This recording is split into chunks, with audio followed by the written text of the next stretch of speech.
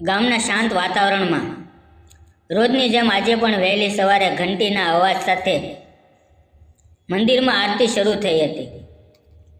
મંદિરમાં પૂંજારી મનથી પૂજા કરી રહ્યા હતા. ઢોલકની થાપ અને ઘંટીના ધ્વનિ વચ્ચે તેમનું મન ભક્તિમાં લીન હતું, પણ હૃદય કોઈ શૂન્યતાથી ભરેલું હતું.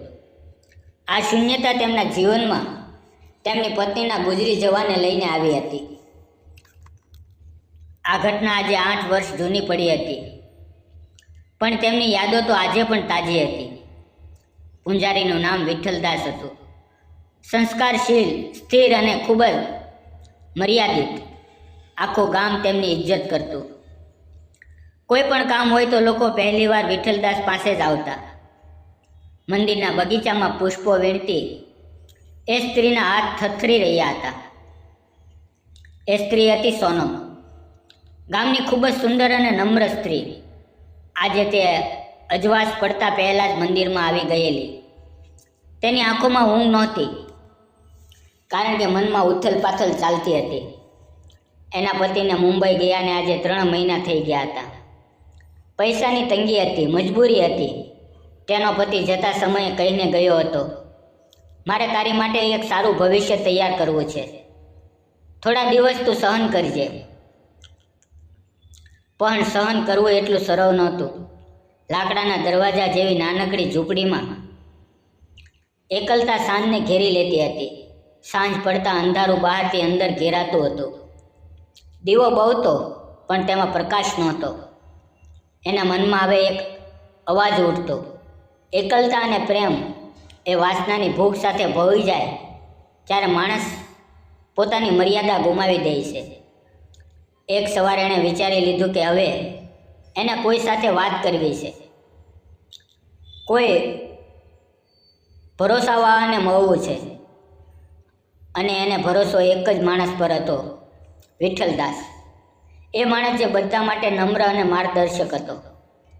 5 વાગ્યે સવારે એ ઘરમાંથી નીકળી. રસ્તો શાંત હતો. મંદિરમાં એ વિઠ્ઠલદાસની રાહ જોતી બેસી ગઈ. જેમ જેમ સૂરજ ઉગતો ગયો, એનું હૈયું ધબકતું ગયું. પૂંજારી જ્યારે પૂજા કરીને પાછા ફરવા લાગ્યા ત્યારે સોનમે તેને રોકી લીધા. પૂંજારીજી, તમે થોડો વખત માટે મારી સાથે આવી શકો છો? એણે જિજ્ઞાસાથી કહ્યું. શું થયું બેટા, બધું બરાબર છે ને? સોનમ પૂંજારીને એના ઘરના વાતાવરણમાં લઈ ગઈ. ઘર ખુલ્લું, શાંત અને સુગંધ ભરેલું હતું. રસોડામાં તાજી ચા ઉકળી રહી હતી. એની આંખો ઝીલમિલી કરી રહી હતી, પણ હાવભાવ કંઈક અલગ લાગતો હતો. જ્યારે એણે પોતાની હાલત અને દુઃખભરી વાતો કરવાની શરૂઆત કરી ત્યારે વિઠ્ઠલદાસની આંખોમાં કરુણા ઉદય થઈ. સોનમે કહ્યું, પૂંજારીજી, પ્રેમે પણ ક્યારેક કોઈ દુઃખ જેવું લાગે છે. માણસનો શરીર તો એક સમયે તરસે છે ને? વિઠ્ઠલદાસ: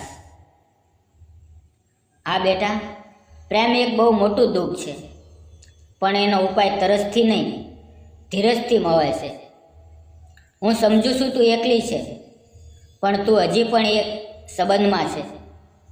તારો પતિ તને પ્રેમ કરે છે ને? સોનમે કહ્યું, હા કરે છે. પણ જતાં જતાં એણે કહ્યું કે જો વિયોગ સહન ના કરી શકું તો પોતે કોઈને શોધી લઉં. મેં વિચાર્યું કે તમે... વિઠ્ઠલદાસ બોલ્યા, બેટા, તારો વિયોગ માની શકાય એવું છે, પણ તેનો ઉપાય તું શારીરિક સંબંધમાં શોધે છે એ ખોટું છે. હું અહીં તને દેહ માટે નહીં, મન માટે સમર્પિત છું. તું જેને સાચો ભરોસો માના છો એ તારી આવતીકાલ માટે પણ સાચું મોખરું ઊભું કરે. સોનમ થોડી વાર મૌન રહી ગઈ. એણે પોતાની નજર નમાવી લીધી. એ દિવસ પછી સોનમ રોજ મંદિરે આવતી રહી. પૂંજારી સાથે લાગણીભરી વાતો થતી. એ પોતાની એકલતાને હવે ઉત્સાહમાં ફેરવવા લાગી હતી. પોતાની અંદરના સુખ દુઃખને ફૂલોના થાવામાં મૂકી દેતી. મંદિરમાં અહીંયા ત્યાં બાળકીઓ ભણવામાં પણ મદદ કરવા લાગી. ગામની સ્ત્રીઓ હવે એની વાહ વાહ બોલાવા લાગી હતી. એ દિવસ એના જીવનનો વાંક બન્યો.